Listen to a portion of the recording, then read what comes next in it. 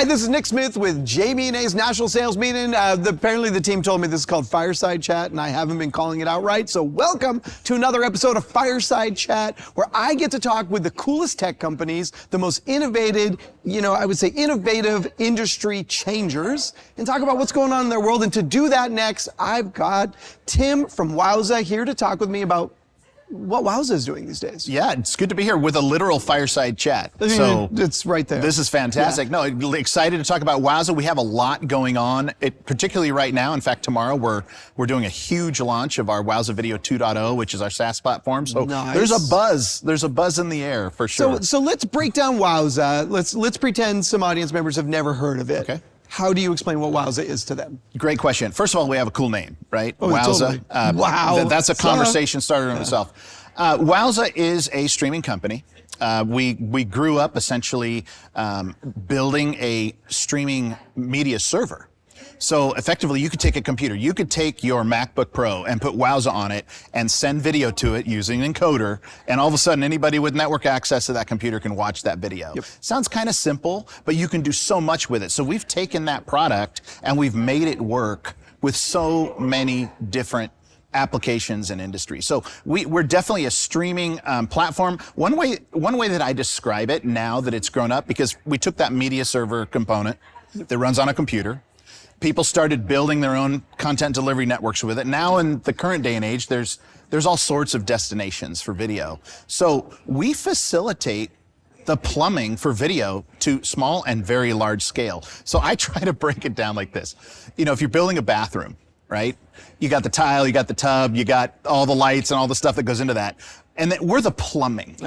The very reliable component. We get that content where it needs to be. The most important one, because honestly, who likes to stand in the shower without water? So that's an odd proposition. Yeah, to completely. To be sure. Let's scratch that, reverse it. Let's take that. No, just kidding. So I mean, and I know Wowza for many, many years, and my original understanding of Wowza was the ability that I didn't have to go to the cloud. I could run Wowza on a local machine and do a localized distribution video hub. Definitely, right? And that's one thing that sets us apart, is we can say yes when someone wants to do it on their own. I want to hold the machine.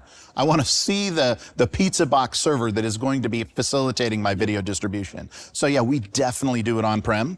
And then we also have a very tight-knit relationship with the cloud. Ooh. And the cloud, someone else's computer. Yeah, right? Basically. I've been telling people that for years. Stop thinking the cloud is up there. It's just somebody else's data problem. Totally. Yeah. But we've got two versions of that, right? You can take our software that we've had for years, stick it up on Amazon, Google, Azure, the usual suspects, and you've got your other computer in the cloud. You can do a ton with that. Yep. But then if you don't want to get into that business, maybe you just aren't, that's not your thing, you give us your credit card, you sign a contract with us, and we've got all that managed in the sky. So I think probably there's a conception from a lot of people that, well, why wouldn't I just use Facebook or Google, or why am I going through the effort of spinning this up myself? Yeah. I'm not a big CDN, so to speak, or a big content distributor. I'm a church, a school, a corporation. Why is Wowza something that those people need to think about or just re-engage with? It's a great question. I say, do you want to own your content? I do. Or do you want someone else to own it? These networks that people have built, or that companies have built, you take YouTube Live, incredible platform. Yep. Facebook Live, Twitch, it goes on and on. You can stream to that all day long. But once that content, that artistic work that you've done, that information, that blog, whatever it is, or the all hands meeting, whatever it is, once it gets into that system, it's no longer yours, really. It's funny, I heard somebody more brilliant than me one time said, if it's free, you're the product. 100%. Which is where those platforms sit now, right? They give it for free. Why? Because they're monetizing your content and not really paying you for it, right? Yeah, and there's a trend away from that. With Wowza, in fact, I just mentioned earlier, our 2.0 product, we've got advertising components that are coming into that. We're getting better at giving people more control of what happens to that content when it gets into the cloud, because it's kind of a bummer. It's a letdown when you have this great piece out in YouTube and you don't necessarily want to be a YouTuber, right? Yeah. Now, YouTubers want to make money and or ads you don't and all want that. cat videos to show up right after you. Thank you. Yeah. That's exactly the point. So it really can professionalize, if that's a term, by bringing your video in, you control it, you put it in your own website, your own content management system, your own mobile app, on and on and on it goes. So you really are owning a world-class broadcast platform. And certainly those other platforms have embeddability within your own webpage, but you have no control or advertisements that show up, any of the UI, that's all theirs. Whereas with Wowza, it becomes, your locals. We have customers that use Facebook Live, YouTube Live every day. Even major broadcasters, as you know, do broadcasting out into those platforms. Who do you call when it goes down? Some guy at YouTube? Maybe you do have a contact, but 99% of the people don't. Inversely, if something's weird with your video, you've got someone to call. Yeah. So what are some of the interesting things you see people doing with Wowza right now? How are they implementing this for themselves? I'd love to share some stories with you. One that just is top of mind. I recently worked with a major Department of Transportation, and they have got this really cool piece of software that can watch the highways using this huge array of IP cameras. They have thousands of IP cameras. They can watch the highway for wrong way drivers. I remember when I was really young. I mean, they can't realize it themselves. Why are the cars facing me? No, seriously, that's a good point. But I mean, think about it from a supervisory standpoint. Yeah. They're watching the freeways. Computers are watching TV. Our CEO said that earlier in a session. Computers are watching TV for those guys going the wrong direction, and that can set off a variety of alerts. It can bring in police departments from different parts of counties or regions. It's really, really cool. So say you are a DOT and you've invested in this really cutting edge product that watches the freeways for you. How do you distribute that? Yeah. Because if I'm building a product that does something really unique like that, I'm not going to be interested or spending a whole lot of time in how to distribute that video to thousands of people. So literally, they are using our product to take one feed from this very unique application and get it out to dozens of police agencies in their state. So they can see immediately, which is interesting to me because this has nothing to do with streaming per se, the traditional I want 1 million people to watch this, but it's still fundamentally built on a streaming platform. Totally. Right, to solve that problem. It's a hybrid solution. In fact, this particular customer of ours had already invested in Wowza streaming engine, our media server, for other use cases, and it became literally a bolt-on.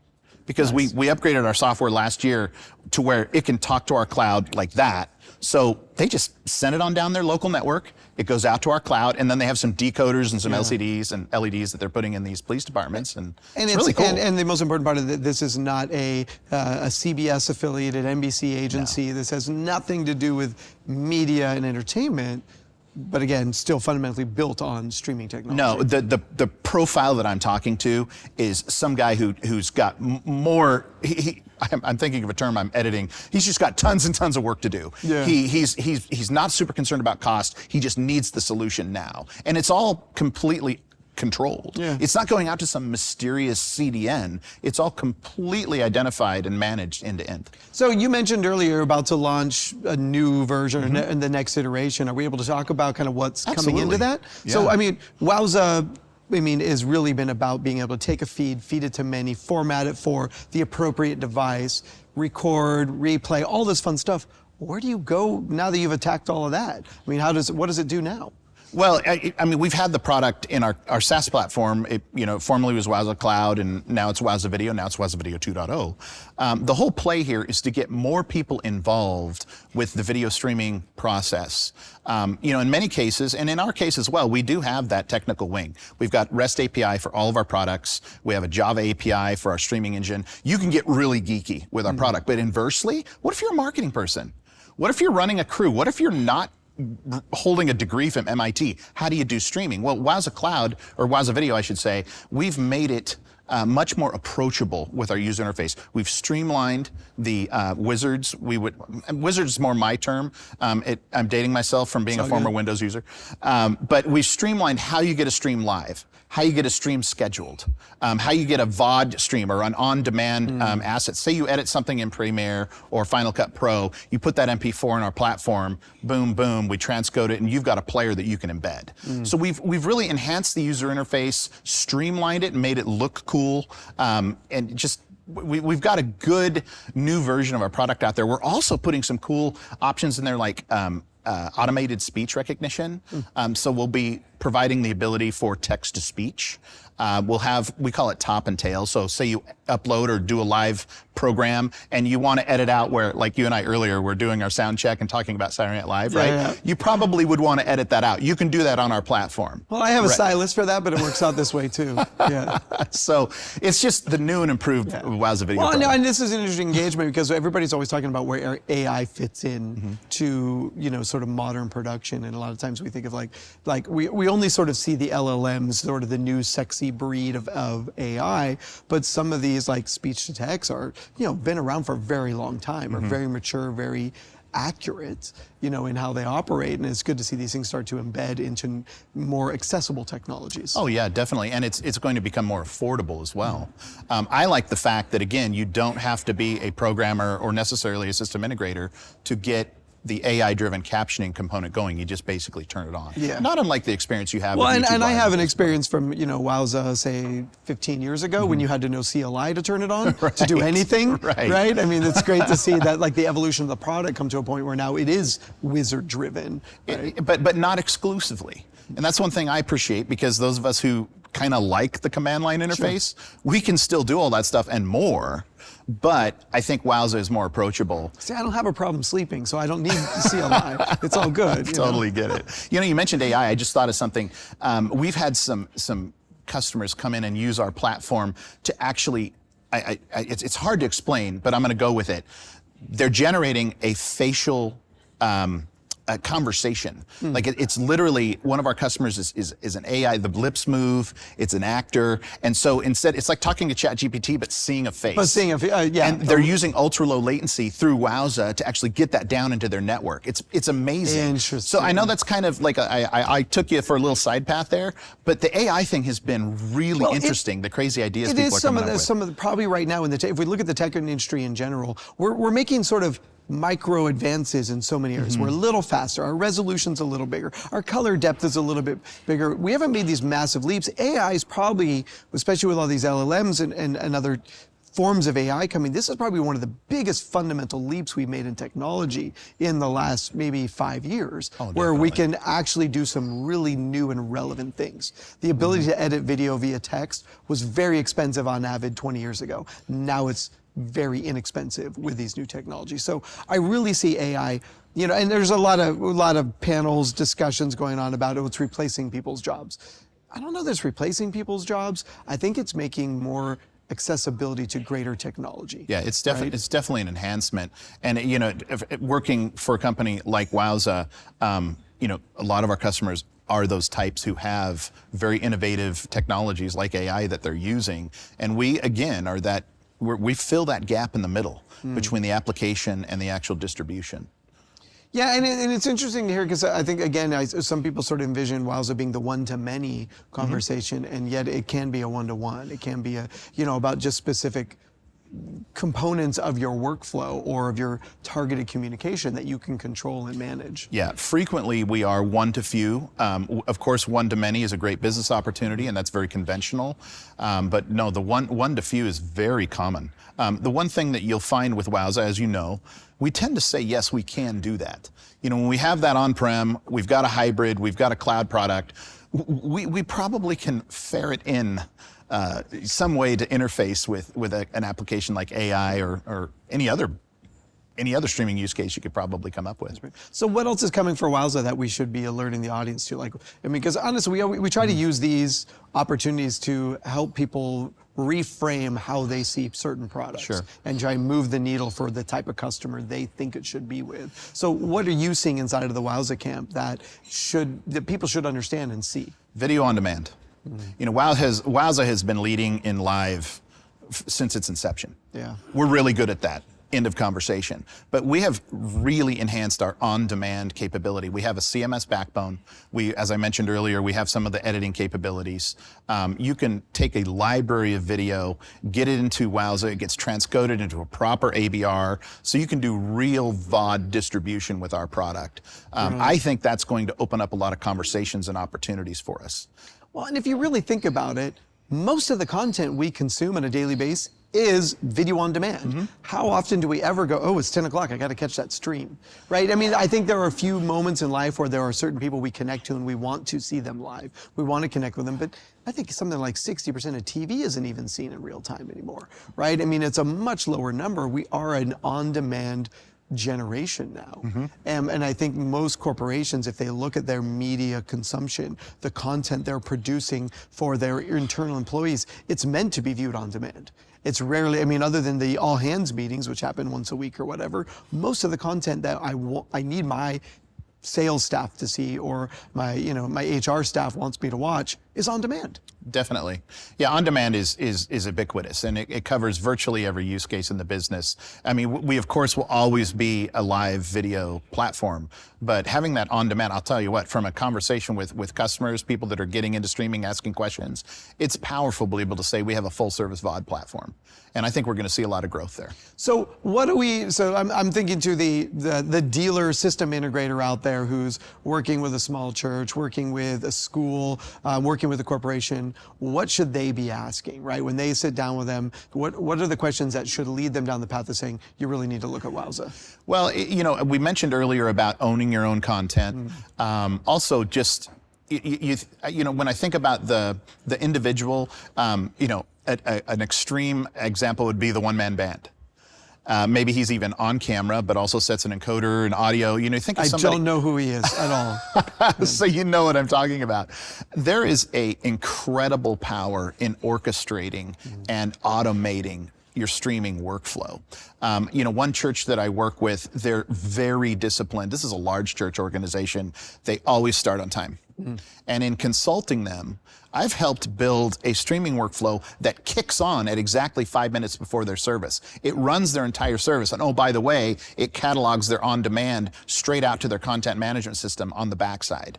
So when we're talking to somebody who is got a punch list a mile long, they got 30 Post-it notes on their monitor, you talk to Wowza, we can have a conversation to streamline and automate a lot of this video stuff. That's the beauty of API and scripting, but also UI integration as well. So we want to help that person breathe a little freely, focus on what they do well. The podcaster needs to be focusing on the podcast. You shouldn't even be thinking about the stream. It's kind of like when you go to a concert, right?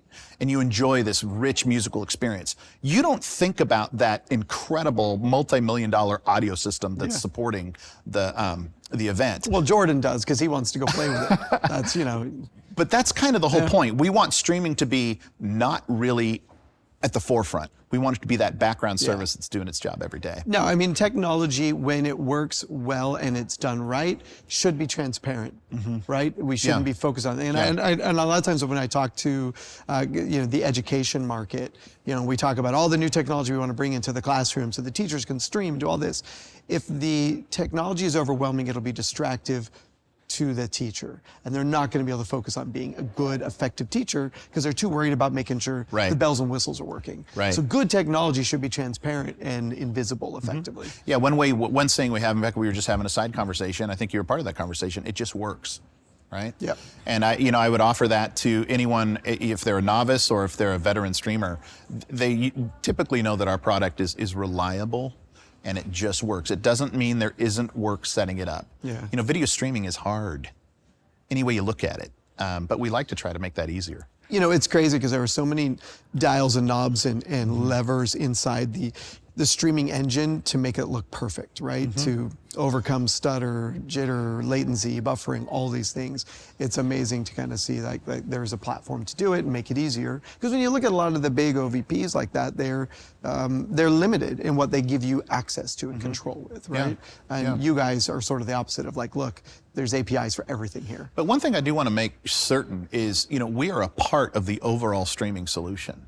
Everything from the glass, we used to use the term glass to glass with low latency, but think about that. Lighting, cameras, encoding, proper encoding discipline. There's a lot to it. Once you have it set up, and we can help consult in making sure the streaming aspects are dialed in just right. But that's really what you do have to take into consideration. Wowza does a lot and does a lot well, but there are encoder manufacturers and there's a whole lot of production involved. Then you take the CMS as well. Sorry, go ahead. Yeah, no, it's all pieces, right? It's all pieces of the puzzle. Absolutely, and you got to have them all. So help me out. So for somebody who's sort of new to Wowza, where do they go, or what do you think the best resources for them to start to engage and start to understand how to better, or just even come to understanding how to put Wowza into play? Well, you want to build a relationship with whomever your contact is, whether it's through a reseller, distributor, or if you're talking to a Wowza person, you want to get that dialogue going. So that can go through a variety of channels. If you want to educate yourself, you can hit wowza.com. We have a tremendous wealth of resources. We do have an active community where people post and ask questions. We have great support. But really, I think, obviously our website's a good place to start. Just start reading about the various use cases. It goes on and on. We have streamers, we have industry, we have content producers, developers. There's quite an assortment of customers that we touch, and we try to tell that story through our website. Perfect. Okay, so before we go, give me one crazy use case that you would have never considered somebody would pick Wowza for. Crazy use case with Wowza. I've got a dozen of them, but one I just thought of. It was a professional who actually films auto racing. Kind of a mid-level. I don't know that I can mention the actual. Names remain silent. But check this out. He's got 20 cars going around a track, and probably 20 cameras going around the track as well. And he came to us and said, I want Wowza to automatically switch to a car when it comes around a corner. So literally, he was asking us to build logic that would follow car number 1, 2, 3, 4, and 5. Yeah. And it took a lot of pencil sharpening and whiteboarding to figure it out, but using Java, using some of our Wowza engine customizability, we actually built a machine that follows these cars around the track. I wish I had a couple more minutes to think of something a little more crazy, because believe me, I've got them. Really cool. But that's a fun one. Yeah, no, that one's awesome. All right, this has been another episode of Fireside Chat. I want to say big thanks to Wowza for coming out and sharing some of the amazing stories of things they're doing. Tim, thanks for being here. We should do this again. This is fun. Other than that, we'll see you on the next episode.